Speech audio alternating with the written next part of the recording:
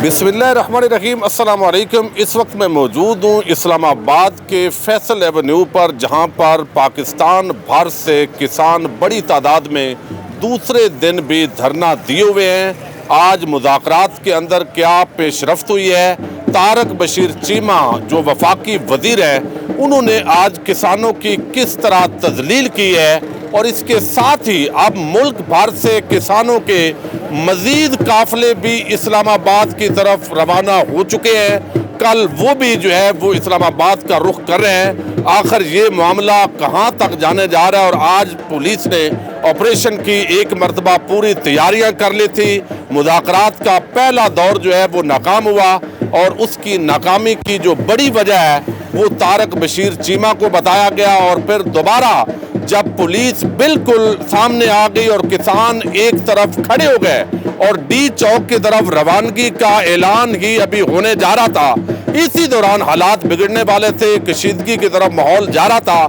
लेकिन ऐन उस वक्त दोबारा जो है राना सनाउल्लाह वफाकी वज़ीर दाखिला ने राब्ता किया, फिर मुज़ाकरात भी हुए। तो हम एक मरतबा फिर आप नाजरीन को, जब आप पूरी वीडियो देखेंगे तो आपको समझ आएगा कि असल मसला क्या है, किसान क्या डिमांड कर रहे हैं, और अभी तक जो मुज़ाकरात की पेशरफ्त है वो कहां तक पहुंची है। तो अब हम बात करेंगे सरदार याहिया साहब, ये किसान इत्तेहाद के जो है वो पंजाब के वाइस प्रेसिडेंट हैं। इनसे थोड़ा जानेंगे कि एक तो ये बताइएगा थोड़ा सा कि आपका धरना आज दूसरे दिन जो है वो ज़ाहिर दाखिल हो गया है, लोगों को परेशानी भी है, शायद हुकूमत भी ये समझेगी कि आप थक जाएंगे। तो आपको क्या लगता है, थक तो गए हैं वैसे लोग?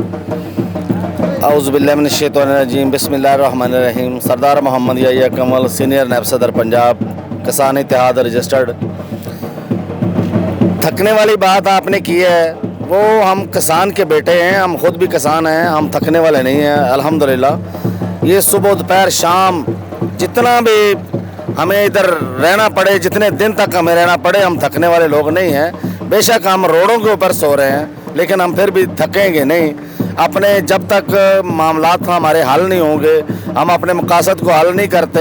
ये किसानों की बिजली जो महंगी है, इसको रेट को कम नहीं करवा लेते, और इसके अलावा ये जो खादों के रेट हैं वो भी बहुत ज़्यादा हैं, घरेलू बिल्स के रेट बहुत ज़्यादा हैं। ये तमाम जब तक इनके रेट्स ठीक नहीं हो जाते, हुकूमत हमारे साथ कोई मामलात हल नहीं करती, हम उस वक्त तक वापस नहीं जाएंगे इंशाल्लाह। अच्छा, ये बताइएगा कि आज एक मरतबा आपके जो मुज़ाकरात हैं वो आपको बुलाया गया राना सनाउल्लाह की तरफ से, लेकिन वहाँ से जब पहुँचे तो पता चला है कि वहाँ राना सनाउल्लाह नहीं बल्कि तारक बशीर चीमा बरामद हुए हैं। तो वहाँ क्या मामलात की खराबी हुई है? वहाँ पर ये जो हमारे राना सनाउल्लाह साहब के ऑफिस में हमें बुलवाया गया कि आप उधर आएँ और मामलात को हल करना है। तो हमारी तरफ से जो डिमांड की गई थी वो ये थी कि राना सनाउल्लाह साहब हों, अयाज सादक हो, और वो खुर्शीद शाह साहब, इन तीनों में से कोई भी आदमी हो, उनके साथ हमारे मुज़ाकरात मामलात हो सकते हैं। जब हम उधर दफ्तर में पहुँचे तो उधर जो है ना वो तारक बशीर चीमा साहब उधर आ गए। तो हमने कहा भी हमने तो आपका नाम नहीं दिया था, आप किस लिए इधर आए हैं? उन्होंने कहा कि आप क्यों आए हैं, मैं तो आया हूँ, आपने मेरे साथ बात करनी है तो ठीक है, वरना आप भाग जाएं, हम आपसे कोई बात नहीं करेंगे। हमने कहा भी हम आपसे बात करना ही नहीं चाहते, तुम्हारी औकात ही नहीं है, तुम तो लड़ाने वाले हो, तुम मामलात को हल करने वाले नहीं हो, तुम मामलात को ख़राब करने वाले हो, हम आपके साथ कोई मुज़ाकरात नहीं करेंगे। थोड़ा सा ये बता दीजिए, तारक बशीर चीमा ज़ाहिर है भावलपुर से हैं और वहाँ से भी बड़ी तादाद के अंदर किसान आए हैं, तो क्या इस यहाँ पर आने से पहले, एहतजाज करने से पहले, आपकी टीम ने तारक बशीर चीमा या सियासी शख्सियात से अपने तौर पर मसाइल के हल के लिए कोई राब्ता किया था? तारक बशीर चीमा के साथ हमने किसी किस्म का कोई राब्ता नहीं किया।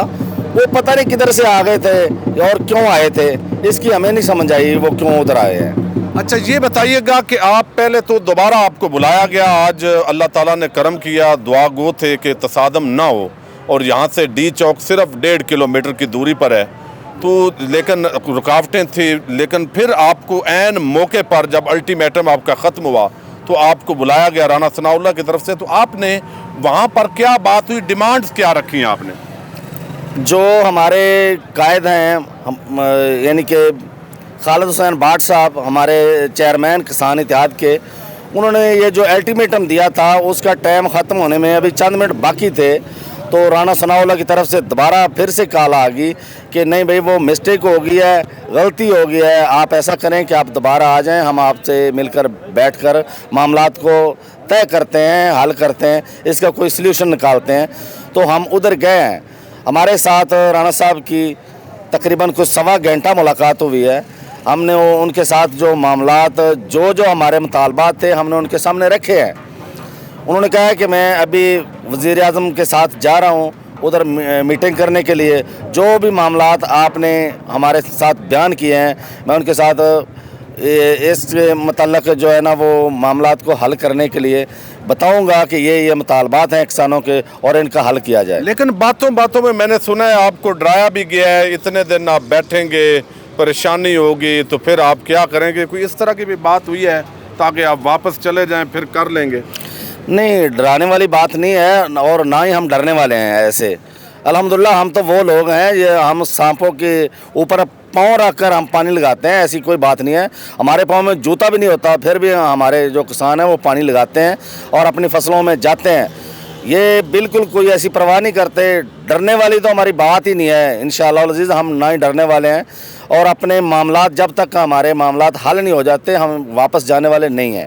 اچھا، یہ مذاکرات ابھی جو ہے وہ کیا یقین دہانی آپ کو کروائی گئی ہے حکومت کی طرف سے؟ حکومت کی طرف سے یہ یقین دہانی کروائی گئی ہے کہ شہباز شریف کے ساتھ رانا ثناء اللہ صاحب یہ ہمارے معاملات ان کے سامنے رکھیں گے، اور اس کے بعد انہوں نے یہ کہا ہے کہ ہماری 4 رکنی 4 وزراء کی ایک ٹیم تشکیل انہوں نے دی ہے۔ ہماری بھی مذاکراتی ٹیم تیار ہے الحمدللہ ان کے ساتھ معاملات حل کرنے کے لیے۔ وہ آج رات کو مکمل کر لیں گے معاملات، اور کل توقع ہے کہ کل ہماری آپس میں کوئی ملاقات ہوگی، ٹائم وہ دیں گے لازمی، اور انشاءاللہ العزیز ہمارے معاملات حل ہو جائیں گے۔ اچھا، بجلی کے جو بلز ہیں پچھلے 2 مہینے سے کسانوں نے ادا نہیں کیے موسٹلی اور احتجاجاً نہیں کیے، اس پر کیا پیش رفت ہوئی ہے آپ کی؟ آج اس کے اوپر ایک نوٹیفیکیشن بھی انہوں نے جاری کر دیا ہے کہ یہ جو ہمارے بل ہم نے روکے ہوئے تھے ان کے اوپر کوئی جرمانے وغیرہ نہیں لگائے جائیں گے، اور جو ہمارا مشترکہ طور پہ طے ہوگا کہ اتنے کا یعنی کہ بل ریٹ جو طے ہوگا اس کے مطابق جتنا بھی بل بنے گا وہ آئندہ ماہ 10 تاریخ کے بعد ہم وہ پے کریں گے۔ اچھا، دوسرا یہ بتائیے گا، ابھی اور اطلاعات آ رہی ہیں، ویڈیوز پیغام بھی آئے ہیں کہ ہزاروں کسان جو ہے وہ اسلام آباد کی طرف چل پڑے ہیں، تو آپ کے مذاکرات ابھی کامیاب تو نہیں ہوئے، ان کو آپ کیا پیغام دینا چاہیں گے؟ جو کسان آ رہے ہیں وہ ان کا اور ہمارے پورے کسانوں کا، پورے ملک کے کسانوں کا ہمارے معاملات ایک ہی ہیں۔ جتنی بھی جماعتیں ہیں ہمارے تمام مسائل، تمام کسانوں کے ایک ہی مسائل ہیں، وہ بھی آئیں، ہم ان کو بھی ویلکم کرتے ہیں کہ ہم مل کر سب جو ہے نا وہ حکومت کے ساتھ اپنے معاملات کو حل کروانے کے لیے پریشر ڈالیں گے انشاءاللہ العزیز، اور اپنے معاملات کو حل کروائیں گے۔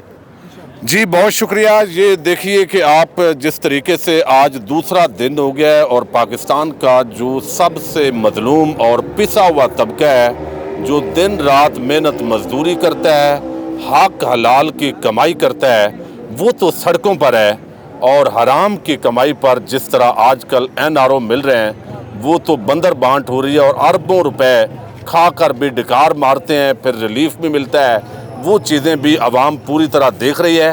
دیکھتے ہیں، اللہ کرے کہ حکومت کے ساتھ کسانوں کے جو مذاکرات ہیں وہ کامیاب ہوں۔ یقیناً مال مویشی اور اپنی فصلوں کو چھوڑ کر، بیوی بچوں کو چھوڑ کر یہاں اسلام آباد کی ان شہراؤں پر ان کا آنا، یہ ایک بہت بڑا ہمارے لیے بحیثیت قوم شرمندگی کا مقام ہے۔ لیکن خدا کرے کہ جس طریقے سے دلی کے اندر اگلا جو سٹیپ بتایا جا رہا ہے کہ اگر عمل درآمد نہیں ہوتا تو ٹریکٹر، ٹرالی، مال مویشی سمیت اگر یہ سڑکوں پر آتے ہیں تو پھر کیا صورتحال ہوگی، اس پر ہم جو ہے وہ ضرور۔ جی، آپ نے سنا کہ کس طریقے سے پاکستان کا یہ مظلوم طبقہ یہاں پر اسلام آباد کی سڑکوں پر دوسرے دن سے ذلیل و خوار ہو رہا ہے۔ حکومت نے کل کا پورا دن ضائع کیا ہے، مذاکرات نہیں کیے، DC کی کوشش رہی ہے کہ یہاں پر جو ہے وہ کسی طریقے سے ان کو بغایا جائے۔